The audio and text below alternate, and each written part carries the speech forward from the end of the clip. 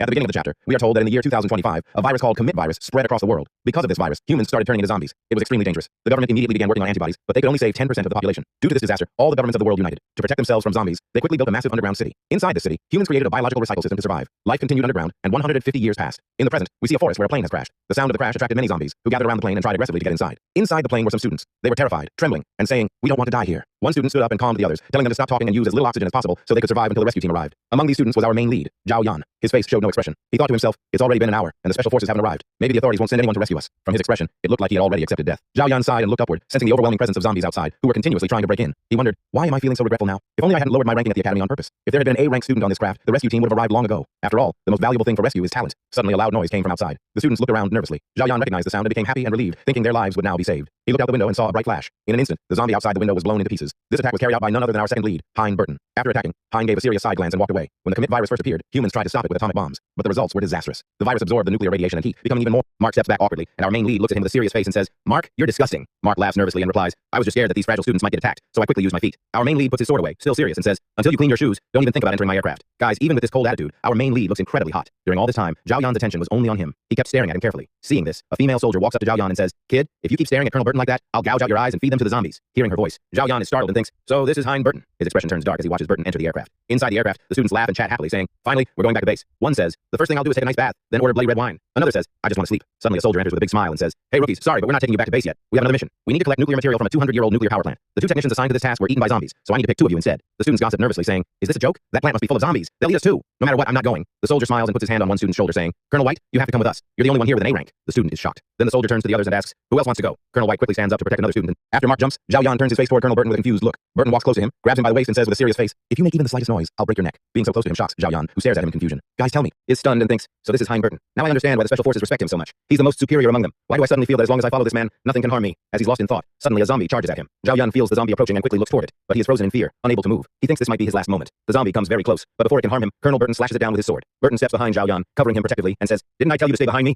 Zhao Yan is still in shock. After killing the zombie, Burton moves forward again. Watching him, Zhao Yan thinks, "This person is truly on another level. His speed is incredible. It took him no time at all to appear in front of me." The scene shifts to the nuclear power plant. Mark tells White, "Come on, open it." White nervously checks the door and says, "This door is very old. Nowadays everything is computerized. Without a terminal, I don't know how to open it." Hearing this, Mark gets angry. He grabs White and shouts, "What did you just say? I thought you were special, some kind of tech guy. Maybe I should have thrown you to the zombies." He moves to hit White, but Colonel Burton stops him. Mark then asks, "So what do we do now? Should we blow it up?" Burton replies, "This side of the door is made of uranium. We can't blow it open." Mark looks at Zhao Yan and smiles. "Hey rookie, what do you think?" Burton also turns to Zhao Yan and orders, "Open the door." Zhao Yan is surprised, thinking, "They're ordering me like they already believe I can do it." He answers, "Yes, Colonel," and steps forward. Inside, he scolds himself. "He told me to open the door, and I came without thinking. What if I fail?" He examines the door and says, "This is about 200 years old, but its power is shut down." First, Burton is still watching him closely. Mark smiles and says, "If that's not the case, then we see an aircraft surrounded by many zombies trying to reach it." Then the scene shifts to a little earlier, when an accidental moment happened between Colonel Burton and Zhao Yan.